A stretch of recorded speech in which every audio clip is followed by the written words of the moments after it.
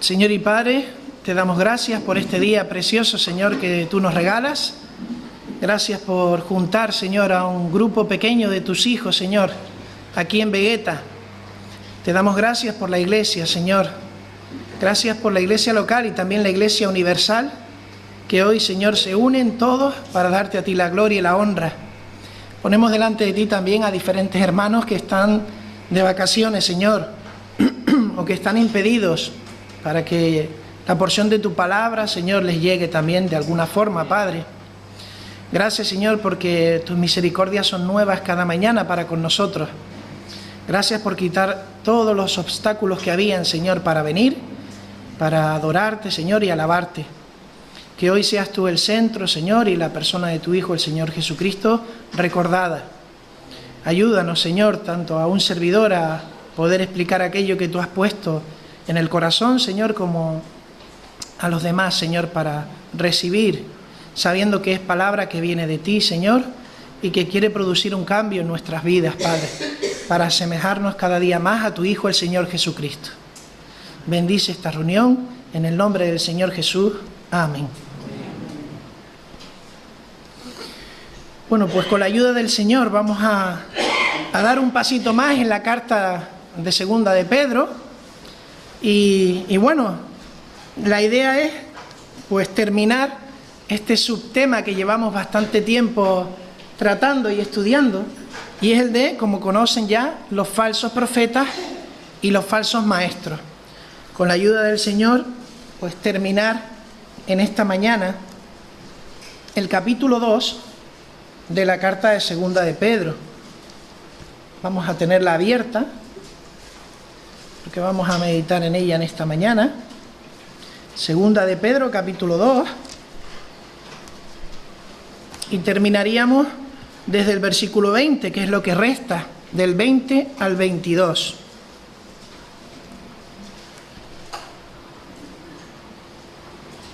Segunda de Pedro, capítulo 2, del 20 al 22. Dice así la palabra del Señor: ciertamente, si habiéndose ellos escapado de las contaminaciones del mundo por el conocimiento del Señor y Salvador Jesucristo, enredándose otra vez en ellas son vencidos, su postrer estado viene a ser peor que el primero, porque mejor les hubiera sido no haber conocido el camino de la justicia, que después de haberlo conocido, volverse atrás del santo mandamiento que les fue dado. Pero les ha acontecido lo del verdadero proverbio: el perro vuelve a su vómito y la puerca lavada a revolcarse en el cieno. Pues que el Señor bendiga su palabra. Cuando pensaba, hermanos, terminar este subtema que llevamos tratando desde hace tiempo, y pensaba en un título, en un epígrafe, a la luz de la palabra y del texto que hoy vamos a analizar con la ayuda del Señor, venía a mi mente una frase muy conocida de hace ya bastantes años. Quizás mi generación, o aún algunas que pues puedan ser más jóvenes, recordarán que allá por el año 2002 empezó desde Hollywood ese movimiento que hasta hoy llega de los superhéroes y que se veía reflejado en el cine. Y uno de los primeros largometrajes, que seguramente muchos de los que hoy son jóvenes pudieron ver en aquel entonces, era el famoso personaje, ¿verdad?, de Spider-Man. ¿Quién no conoce a ese personaje, verdad? Y hay una frase que a día de hoy, casi 25 años después, sigue siendo un reclamo en ese universo inventado de superhéroes. Y la frase dice así: un gran poder conlleva una gran responsabilidad. Un gran poder conlleva una gran responsabilidad. Y cuando estaba estudiando y meditando este texto, pensaba que de alguna manera también tenemos una gran responsabilidad. Pero nada tiene que ver con ese concepto de poder, y mucho menos en nosotros. que nos quiere hacer creer, en este caso Hollywood y el cine. Pero sí podríamos cambiar la frase, y sería el título en esta mañana, y podríamos decir, un gran conocimiento conlleva una gran responsabilidad. Y veremos a qué nos referimos con gran conocimiento. ¿Qué conocimiento compartimos nosotros? ¿Qué conocimiento se nos ha sido revelado que conlleva en nuestra vida una gran responsabilidad? Y lo vamos a enfocar también desde el lado de los falsos maestros y falsos profetas, porque ellos han adquirido un conocimiento. Si bien es cierto, no es vivencial, como veremos, es un conocimiento superficial, pero eso no les exime de la responsabilidad que conlleva tener ese gran conocimiento. Y ese gran conocimiento tiene que ver con la persona del Señor Jesucristo. Por eso es un gran conocimiento. Pero si recordamos en la última ocasión y echamos un poquito la vista hacia atrás, a modo de introducción, lo que hemos visto a lo largo del capítulo 2, y lo tenemos abierto, es la identificación y cómo señalar a un falso maestro o a un falso profeta. Hemos podido ver en este tiempo que siempre existieron falsas voces que venían de parte de Dios. Personas que simulaban hablar de parte de Dios, desde el Antiguo Testamento. También hemos visto que estas personas tienen preparado un juicio especial. No van a pasar desapercibidos sus actos. Ellos tienen un juicio preparado de parte de Dios. De la misma manera que hubo un juicio para aquellos ángeles caídos, para la generación de los días de Noé a través del diluvio, o incluso un juicio para las ciudades de Sodoma y Gomorra. De la misma manera, y tan cierto como eso pasó, van a tener un juicio estas personas. Y finalmente, en la última ocasión, seguimos hablando de las características que el apóstol describe, guiado por el Espíritu Santo, de los falsos maestros. Y veíamos en los versículos que preceden al 20, veíamos en el 15, a través del ejemplo de Balaam, que estas personas están extraviadas, y es una de sus características. Versículo 17, eran personas espiritualmente estériles, muertas. Versículo 18, eran personas palabreras, con palabras vanas, vacías, que todo lo que dicen no tiene ningún fundamento y valor.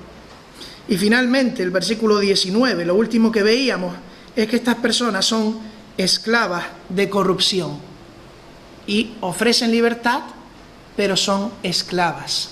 Estos son los falsos maestros y falsos profetas también en la antigüedad.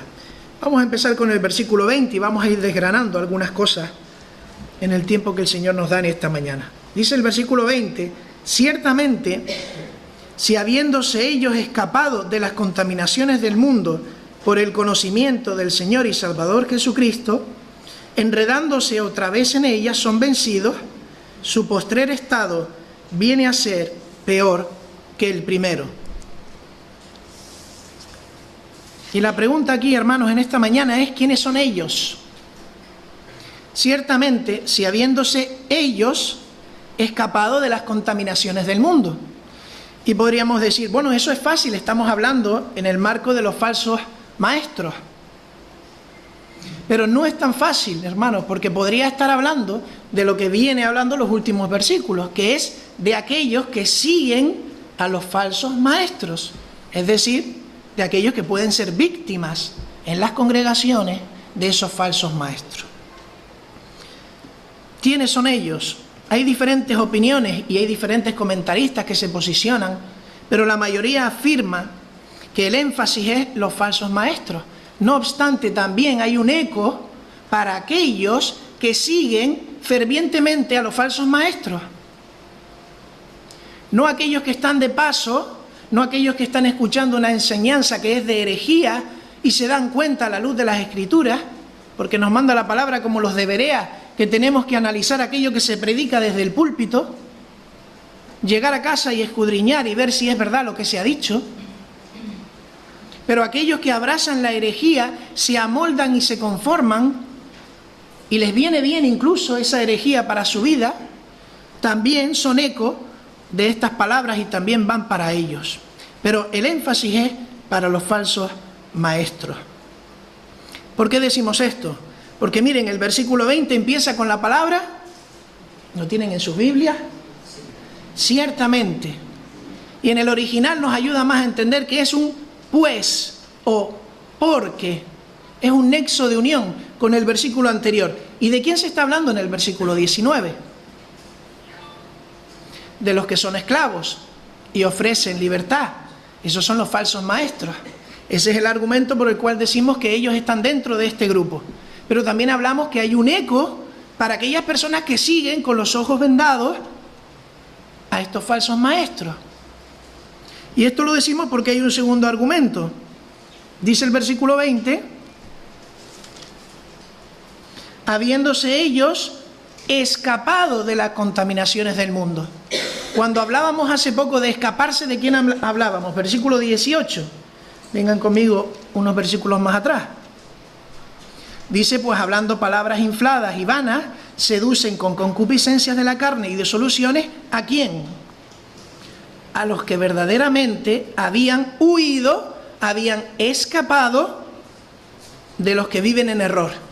Y aquí está hablando de los recién no convertidos, sino iniciados dentro de lo que es una congregación. Aquellos que están empezando a escuchar la palabra. Así que esos son los que han huido, los que han escapado.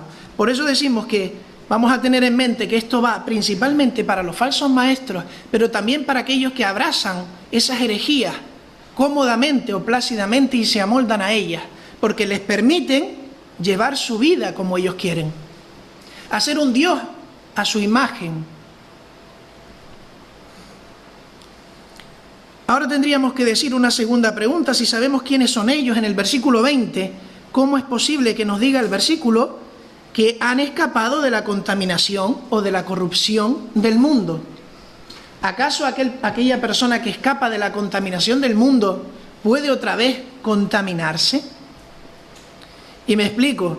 ¿Puede una persona perder la salvación ya adquirida? ¿Se pierde la salvación? ¿O querrá decir otra cosa aquí el Espíritu Santo a través del apóstol? Pues tenemos que decir en primer lugar que efectivamente la salvación no se pierde. La salvación no se pierde. Por mucho que nosotros nos podamos equivocar o errar, no se pierde la salvación. La salvación es por la gracia de Cristo y es su obra.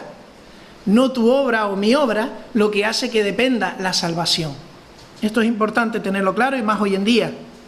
Pero aquí el texto sí nos está hablando de que estas personas no tienen una conversión genuina. No han conocido al Señor Jesucristo como su Salvador y Señor personal. Aunque tienen apariencia de haber conocido al Señor. Es más, tienen una apariencia tan grande que parece que conocen más al Señor que muchos otros que en verdad sí lo conocen. La idea de estas personas que se estaban escapando de la contaminación es que estaban alejándose de las prácticas que estaban haciendo antes. Prácticas pecaminosas, verdaderamente paganas. Por lo tanto, estaban alejándose de la corrupción. Por eso dice aquí el apóstol Pedro que estaban escapando de la contaminación del mundo. Estaban en proceso de escapar, alejándose de su vida anterior. Pero tenemos que tener mucho cuidado porque esto nos habla de una reforma con buenas intenciones, una reforma temporal de nuestra vida y no una experiencia de nuevo nacimiento en Cristo. Personas reformadas con un conocimiento pequeño, parcial del Señor, que inician poco a poco. Y este movimiento siempre está en las fuerzas de la persona. No está en Cristo, está en mis propios deseos, en mis propias fuerzas. Por eso no va a durar. Miren, recordemos que esta carta, en el primer siglo de la Iglesia, pues se practicaba mucho paganismo y estaba entrando en las iglesias. ¿Lo recuerdan cuando hablábamos del momento de la mesa del Señor también allí en Corintios? ¿Se acuerdan en la primera carta? Que Pablo también hace alusión a que se estaban haciendo las cosas de manera desordenada, de una manera que no era correcta y que nos tendría que dar vergüenza cómo se estaban haciendo las cosas.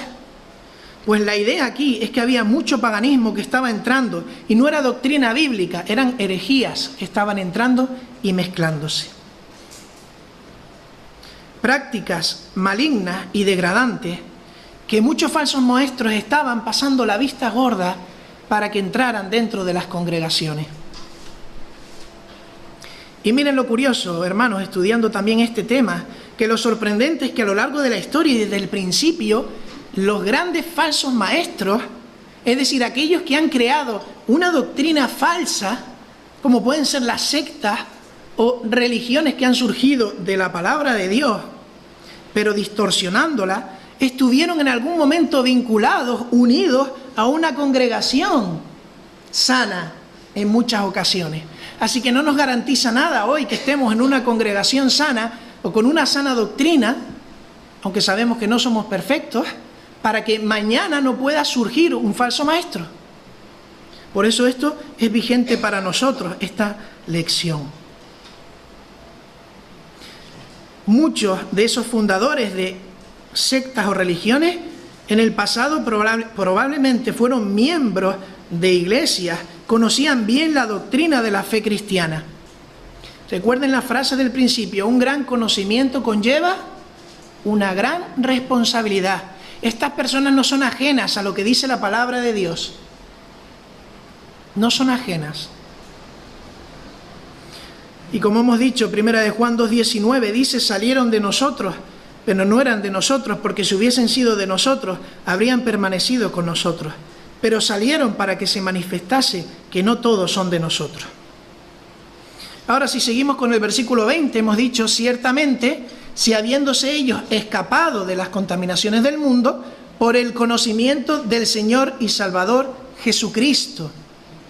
¿Qué quiere decir aquí por el conocimiento del Señor y Salvador Jesucristo? Si yo les digo en esta mañana a todos los presentes, ¿quién de los presentes conoce al Señor y Salvador Jesucristo? Que levante la mano. Vale, y muchas manos se levantan. Muy bien, gloria a Dios. Conocemos al Señor Jesucristo. Pero ahora yo les pregunto, ¿qué significa el verbo conocer? ¿Qué significa el verbo conocer?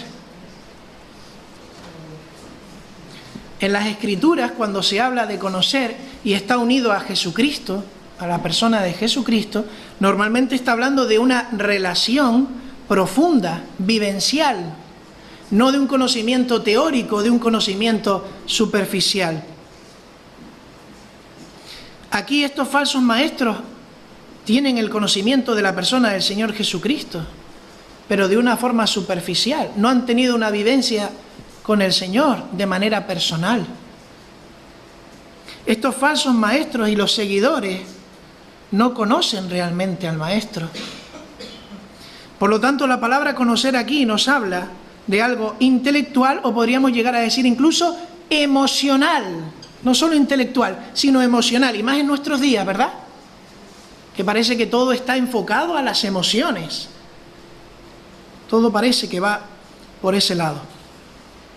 Y miren, hay un ejemplo de estas palabras por boca de nuestro Señor Jesucristo allá en el Sermón del Monte, en Mateo 7, acompáñame a Mateo 7, 21 al 23.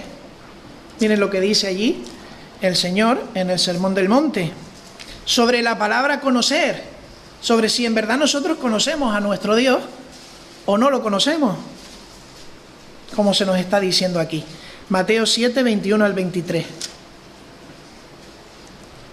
Y dice aquí, no todo el que me dice Señor, Señor, entrará en el reino de los cielos, sino el que hace la voluntad de mi Padre que está en los cielos. Muchos me dirán en aquel día, Señor, Señor, ¿no profetizamos en tu nombre y en tu nombre echamos fuera demonios y en tu nombre hicimos muchos milagros? Y entonces les declaré, nunca os conocí, nunca os conocí. Apartaos de mí, hacedores de maldad.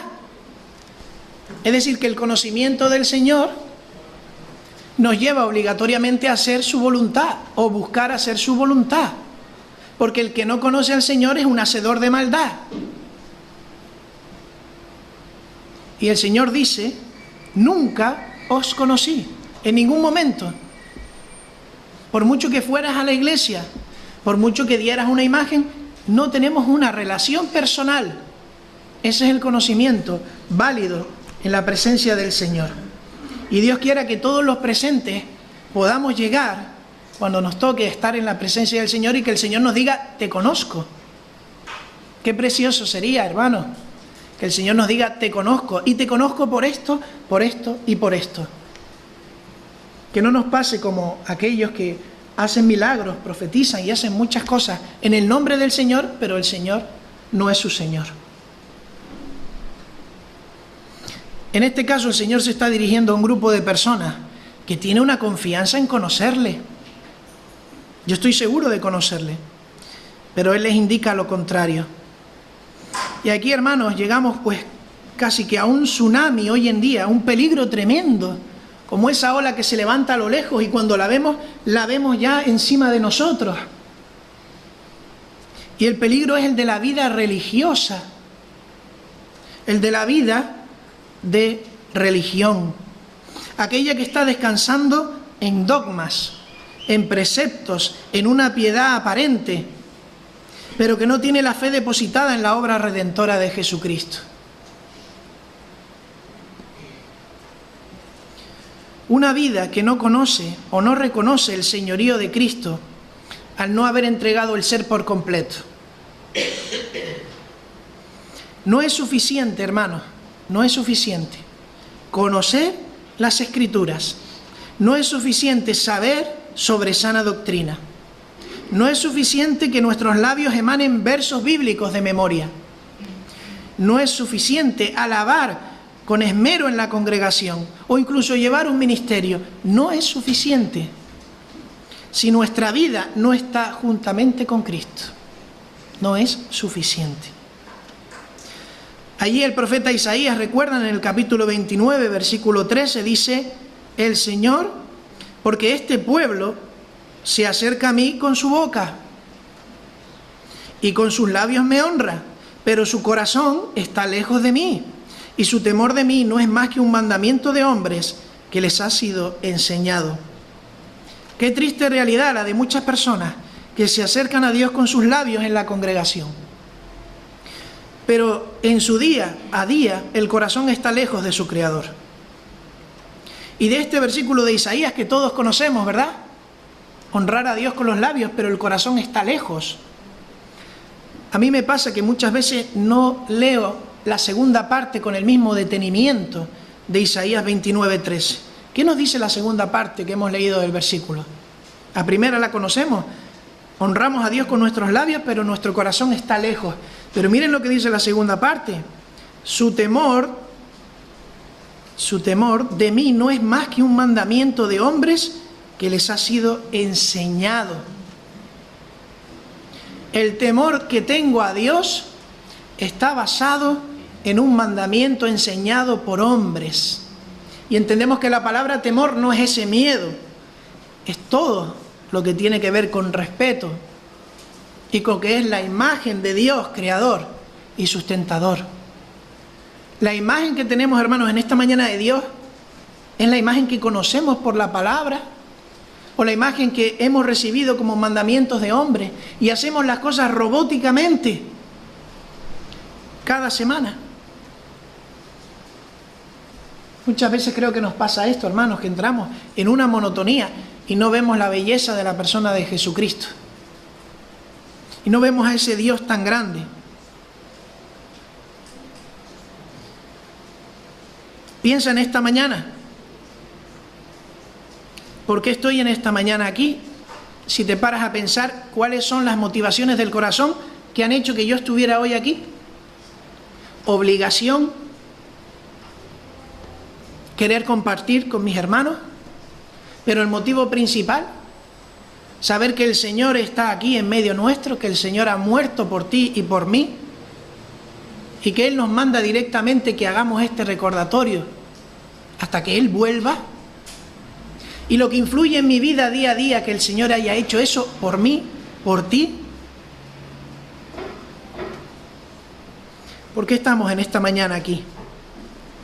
¿O acaso es una costumbre enseñada por hombres desde mi niñez? Hermanos, que sea el amor de Dios, el amor también al Hijo de Dios, que me hace venir en esta mañana a su presencia, a adorarle y a recordar la gran obra de amor que ha hecho en beneficio por nosotros. Una cosa sí es bien clara: los falsos maestros y falsos profetas no tienen temor de Dios. Y eso lo enseña la carta. No tienen temor de Dios. Tienen conocimiento de Dios, pero no tienen temor de Dios. No reconocen el señorío de Cristo y lo desprecian. Lo veíamos desde el versículo 1 del capítulo 2. Desde el primer versículo de este capítulo lo veíamos. Desprecian el señorío de Cristo en sus vidas. Presentan un fervor, celo espiritual externo. Pero miren, es como una careta. Yo me pongo la careta a la hora y cuando ya no es la hora o termina el momento, ya me quito la careta. Y parece que es otra persona diferente cuando estoy en otro contexto. Esta es la figura del falso maestro y falso profeta. Y un breve paréntesis sobre el texto que hemos leído del Sermón del Monte. Allí se nos afirma una cosa importante y no queremos pasarla por alto. Allí se nos ha dicho que hay personas convencidas de que conocen a Cristo porque han hecho milagros, ¿verdad? Han echado fuera demonios, han profetizado en tu nombre. ¿Cómo lidiamos con esta situación? ¿Acaso eso no es evidente para decir que soy salvo, que tengo una relación con Cristo? Según el texto bíblico, no es suficiente. El Señor les responde: apartaos de mí, hacedores de maldad. Por mucho que hagan cosas en el nombre del Señor, son hacedores de maldad, o cosas que pueden parecer buenas. Y recuerdan la misión de los 70 que encomendó Jesús en este mismo sentido. Dios los mandó a esos discípulos y ellos regresaron con gozo. Señor, hemos sacado o echado fuera demonios en tu nombre, se nos sujetan en tu nombre. ¿Y qué le responde el Señor Jesús? Que se regocijen por esto. No, el Señor Jesús les dice: no regocijéis, allí en Lucas capítulo 10, a partir del versículo 17, no regocijéis de que los espíritus se os sujetan, sino regocijaos de que vuestros nombres están escritos en el libro, en este caso de la vida, o escritos en los cielos. Eso es de lo que nos tenemos que preocupar, porque los milagros no tienen nada que ver con la salvación. Don Francisco La Cueva lo resume de esta manera: la gracia puede conducir al cielo a una persona sin que obre un milagro en toda su vida. La gracia puede conducir al cielo a una persona sin que obre un milagro en toda su vida. Pero el hacer milagros nunca llevará al cielo a una persona sin la gracia, porque la obra es de Cristo y la gracia es de Dios a nosotros, un regalo inmerecido. Así que no nos dejemos llevar por las apariencias, por los prodigios o milagros que muchas veces vienen del padre de la mentira. Esto no es lo que nos asegura tener una relación con Cristo y la salvación. No vamos a entrar por amor al tiempo, pero si recuerdan a Felipe y el mago Simón, en Hechos capítulo 8, lo pueden leer en casa. Aquel hombre estaba fascinado por los milagros que veía en Felipe. Estaba fascinado porque hacían de todo y él era un mago. Y dice el texto que era un falso mago, lógicamente. Pero veía el poder de Dios a través de Felipe y estaba asombrado. Y llegó un momento en el que él dijo: yo quiero esto, y ofreció dinero para conseguir el poder del Espíritu Santo. Él quería un conocimiento sobre lo que estaba pasando y ponía el dinero. Él estaba dejándose llevar por las emociones y la fascinación y por sus intereses personales. Algo de esto es lo que pasa con los falsos maestros. No estaba viendo realmente Simón el mago a Dios en Felipe, y a lo mejor ni le interesaba. Estaba viendo a un hombre que hacía poderes o milagros, y eso es lo que muchos ven o buscan en la palabra de Dios. Esto es otra advertencia para nosotros en esta mañana. Los creyentes en nuestros días tenemos un hándicap muy importante, y es las redes sociales, todo lo que nos lleva a través del teléfono, del ordenador, de la tablet, esos vídeos, esos TikToks que buscan emocionarnos y nos meten un mensaje, a veces subliminal. Y tenemos que parar y decir, pero esto que estoy leyendo no cuadra con lo que dice la palabra, pero hay que pararse. Esto que estoy leyendo no, pero la música, las imágenes han ido llevándonos a ese momento y casi hasta soltamos una lágrima. Y a lo mejor es una blasfemia, una herejía lo que estamos leyendo. Hermanos, tengamos cuidado con las emociones porque es una lucha hoy en día. Vivimos en una sociedad donde trabaja los corazones y las mentes el enemigo a través de las emociones. Y si algo me emociona y si algo me hace vibrar, eso es bueno. Y eso me ha llegado al corazón. Pero no es así. Muchas veces todo está preparado para que surja una emoción, un sentimiento, pero no tiene por qué venir de Dios. Analicemos todo delante de la palabra del Señor.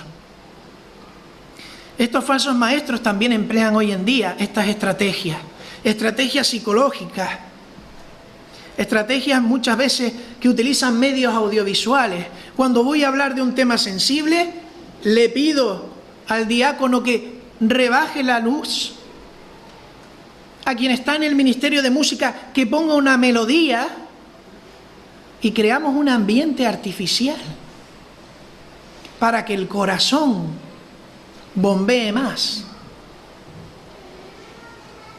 Pero eso no es lo que nos dice la palabra de Dios.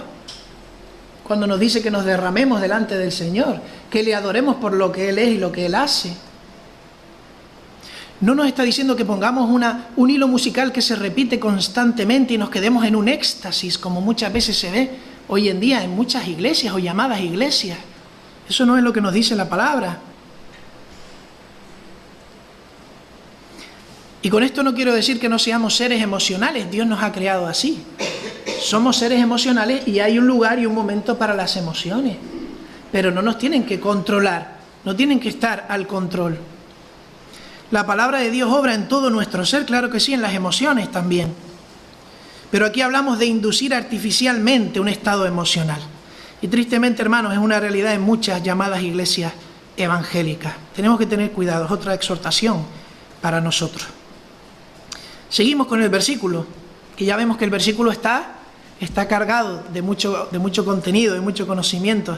Dice el versículo 20, enredándose otra vez en ellas, son vencidos. Su postrer estado viene a ser peor que el primero. Estos falsos maestros, estas personas que siguen a los falsos maestros, enredándose otra vez en ellas, son vencidos. Tenemos que recordar que estamos hablando de personas que no han conocido nunca a Cristo genuinamente, por eso pueden ser vencidos. Nosotros somos más que victoriosos, ¿en quién? En Cristo Jesús. Aunque podemos fracasar, podemos caer, pero volvemos a Cristo, que es el vencedor. Hermano, en esta mañana, probablemente nosotros no seamos falsos maestros ni falsos profetas y no queramos serlo. Pero, ¿qué es aquello que nos está enredando? Porque a estos falsos maestros algo les enredó y volvieron a su vida anterior. O a aquellos seguidores de los falsos maestros. ¿Qué te enreda a ti en esta mañana? Eso que te enredaba antes de conocer a Cristo y que todavía no has dejado y que todavía juegas con ello. Piénsalo en esta mañana. ¿No es acaso aquello de lo cual tienes que huir o abstenerte? Eso con lo que estás jugando, y como dice el dicho, quien juega con fuego termina quemándose, ¿verdad? Esta es la primera advertencia, porque nosotros aún tenemos una vieja naturaleza. Y como decíamos antes, podemos sufrir derrotas por enredarnos en las cosas de este mundo. Pero tenemos la ventaja, si en verdad somos de Cristo, que podemos ir a Él y pedirle perdón. Ahora bien, vivimos en un mundo en el que las personas, cada vez más, de forma agresiva, ofenden, se autodestruyen, no tienen en cuenta al prójimo. También las redes sociales, internet favorece eso porque no tenemos que dar la cara, se hace mucho daño. Y algunos piden perdón, pero nunca pensamos en lo que nos dice la palabra, que no es solo pedir perdón, que hay que pedir perdón, sino en las consecuencias del pecado. las consecuencias del pecado están ahí. Y si nosotros pedimos perdón, no desaparecen. Es decir, pueden haber consecuencias por nosotros hacer, decir, pensar en este mundo o cuando estemos delante de nuestro Señor. Así que evitemos enredarnos, no solo para no tener que pedir perdón y ofender, sino por las consecuencias de lo que hemos hecho.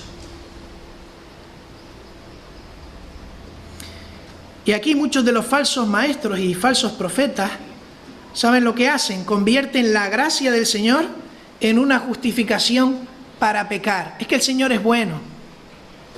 Es que tú no te preocupes, que el Señor conoce cómo eres. Él fue una persona entre nosotros, 100% una persona.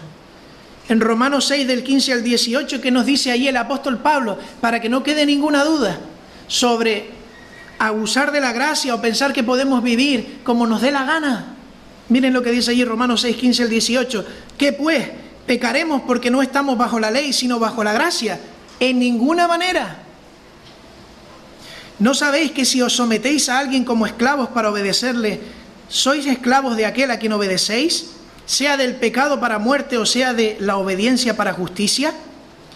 Pero gracias a Dios, que aunque erais esclavos del pecado, habéis obedecido de corazón aquella forma de doctrina a la cual fuisteis entregados, y libertados del pecado vinisteis a ser siervos de la justicia.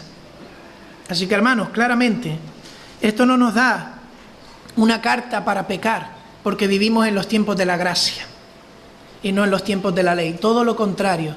Recuerden la frase del principio: un gran conocimiento conlleva una gran responsabilidad.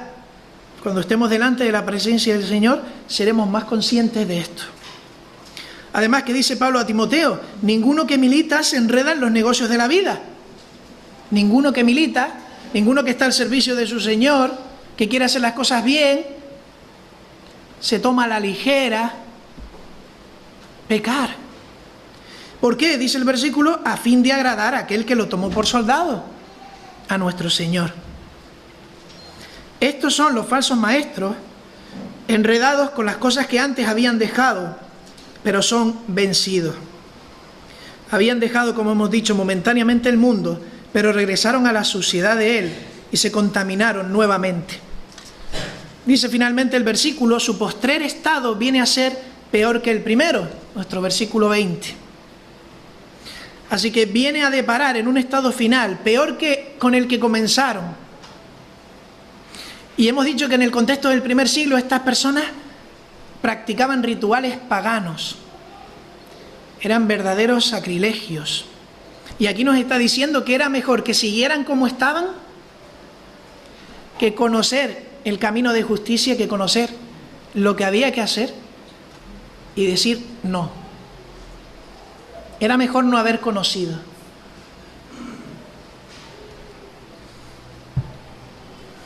El hombre busca por naturaleza corregir sus malas costumbres y decir: yo puedo, yo quiero, yo puedo.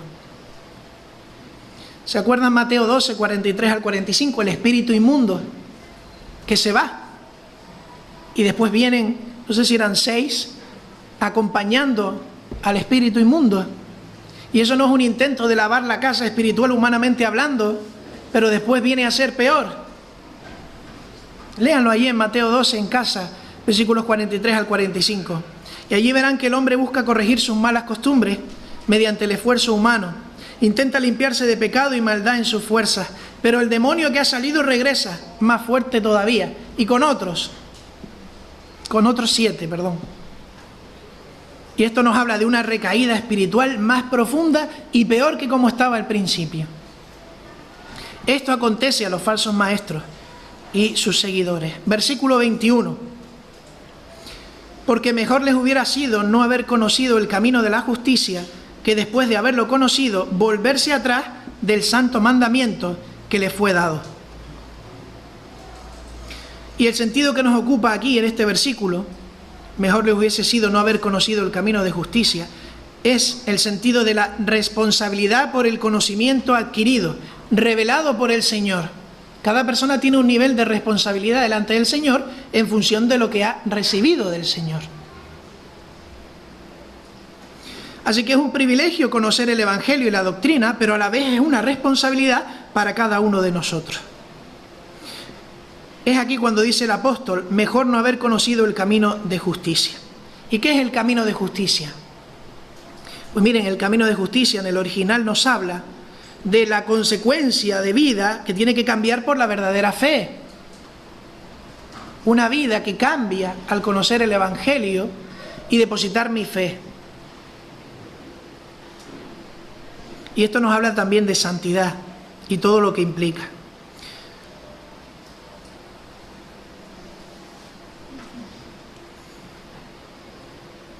En este sentido de responsabilidad, la condenación para ellos será grande, como hemos visto.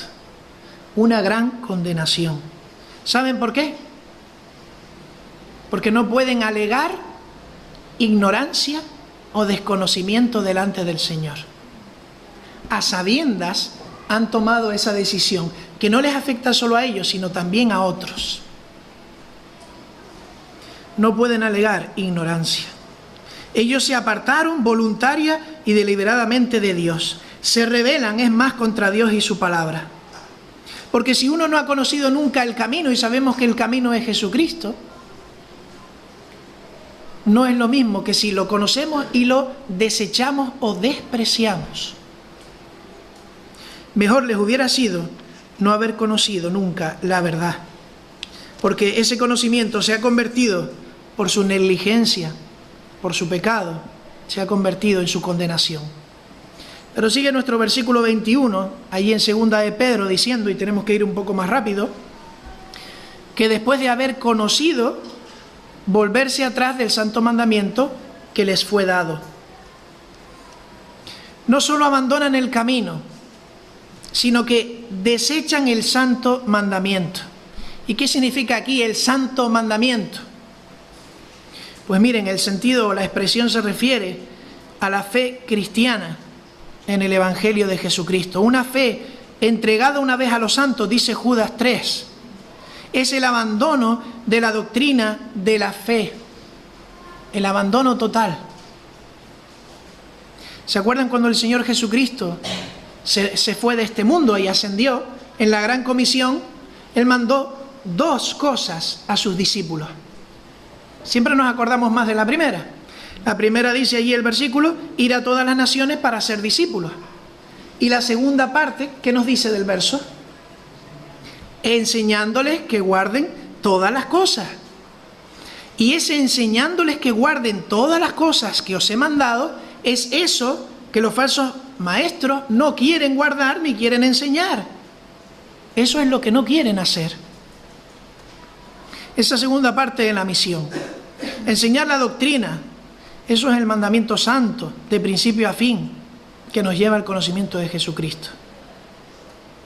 En conclusión, hermanos, estos falsos maestros abandonan la vida cristiana que agrada a Dios, ese inicio de vida cristiana, ese alejarse de la contaminación y ir en buena dirección, ese camino recto, y lo cambian por un camino torcido, dice la palabra, y no reconocen la autoridad de Jesús. Por ello va a terminar ahora el capítulo de la siguiente manera, versículo 22, que todos hemos leído en alguna ocasión, de 2 de Pedro, capítulo 2. Pero les ha acontecido lo del verdadero proverbio: el perro vuelve a su vómito y la puerca lavada a revolcarse en el cieno. Y aquí hay dos proverbios. El primer proverbio, el perro vuelve a su vómito. Y viene directamente de un proverbio de Salomón, que por amor al tiempo no lo vamos a buscar, pero veríamos el mismo proverbio en Proverbios 26:11. Allí dice, como el perro que vuelve a su vómito, así es el necio que repite su necedad. Y miren, los perros, como ya saben, en tiempos del apóstol, y mucho antes, en el contexto de Israel, eran animales que no estaban como hoy en día, ni mucho menos, como parte casi de la familia hoy en día, en el sentido más literal que podamos decirlo. Con eso no estamos diciendo que haya que tratar mal a los animales, pero hay que separar y distinguir el mundo animal de las personas. Los perros en tiempo del apóstol eran animales inmundos. No estaban en las casas como hoy. Estaban por los caminos, estaban de un lado para otro y muchas veces comían lo que encontraban. Muchas veces comían carroña. Por tanto, solían tener enfermedades, incluso eran peligrosos. Y miren, muchas veces esto les hacía vomitar en ocasiones. Y no sé si han tenido algún perro. Yo creo que la mayoría, pues sí ha tenido, si no ahora, pues cuando eran pequeños, algún perrito. Nosotros tuvimos en casa durante bastantes años una perrita, se llamaba Linda, y ella tenía esa costumbre. Cuando algún alimento le caía mal en el estómago, pues ella regurgitaba, echaba el alimento y automáticamente teníamos que ir corriendo para separarla del vómito que había expulsado, porque quería comérselo instintivamente. Así que lo hemos vivido y seguramente muchos pues también lo han vivido, ¿no? No nos suena extraño. Pues estos falsos maestros, el Señor está utilizando a través del Espíritu Santo, el apóstol está hablando y cogiendo el ejemplo del vómito, esto que es repulsivo, esto que tenían dentro y lo están sacando, pues quieren o anhelan volver a tenerlo dentro. Quieren volver a tener dentro eso que es repulsivo, que no debe estar dentro y por eso se saca del cuerpo. Quieren volver a eso. Una condición tan desagradable, ¿verdad?, de los falsos maestros. Volver a la falsedad, volver a practicar vicios y deseos carnales. Quieren volver a eso. Pero hay un segundo proverbio, y es el de, dice el verso, y la puerca lavada a revolcarse en el cieno. Y probablemente este dicho sea pues una frase popular o un dicho popular de la época, que se escuchaba mucho y enfatiza la misma idea que el primero. Se ve igual, más claro. De tal manera que podríamos tener un cerdo y podríamos lavarlo perfectamente, adecentarlo, tenerlo sin mancha perfectamente. Pero su deseo es el de volver a revolcarse en la suciedad. Su anhelo, su deseo, volver a eso. Y el Señor, es curioso, menciona a los perros y a los cerdos cuando estaba hablando a sus discípulos. ¿Se acuerdan de Mateo 7:6? El Señor les dice, no deis lo santo a los perros, ni echéis vuestras perlas delante de los cerdos, no sea que las pisoteen y se vuelvan y os despedacen. El Señor enseña a ocuparse en aquellos que desean escuchar el mensaje procedente de Dios y mantenernos lejos de quien desprecia y pisotea el nombre del Señor. Los falsos maestros se asemejan en condición a los perros y a los cerdos, en sentido de gozarse en la inmundicia y en la corrupción. Y terminamos, hermanos, con una breve aplicación y resumen de este capítulo 2 que hemos visto con la ayuda del Señor.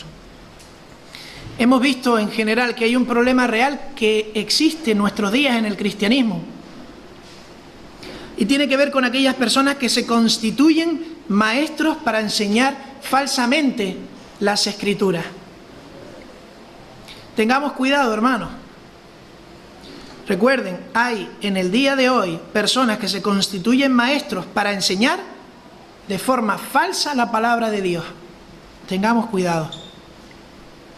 Van a dar una imagen de espiritualidad, de gozo en la piedad, pero todo va a ser aparente. Muchas veces van a traer novedades, van a proponer novedades en medio de la iglesia para atraer y captar más creyentes, o incluso puede haber división por esta situación. Así que la iglesia, el llamado para nosotros es estar preparados para resistir, porque son ataques del maligno a la iglesia, para resistir estas perversidades, siguiendo el camino de santidad, la senda de justicia.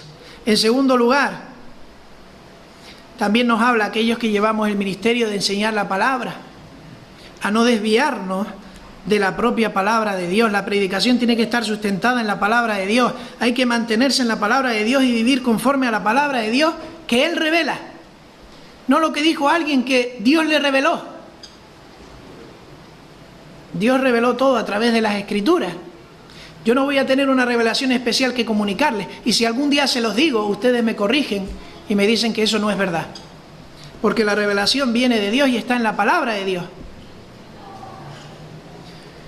Qué privilegio, hermanos, y terminamos, reconocer que Dios ha escrito estas Escrituras. Lo creemos, que esta Escritura es inspirada, como veíamos en el capítulo 1. Y esto nos lleva a considerar lo que hablábamos al principio. Qué gran conocimiento tenemos en nuestras manos. La palabra de Dios está en nuestras manos. Y pensemos por un momento, ¿a quién se le demandará más cuando estemos delante de Dios? ¿Al que poco sabe, al que mucho sabe? ¿Al que sabe mucho y practica poco? ¿Al que sabe poco pero practica mucho? Cada uno de nosotros delante del Señor tiene que examinarse.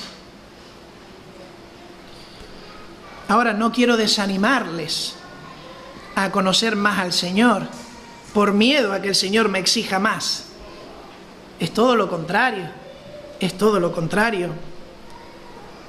El propósito no es huir del conocimiento para no tener problemas.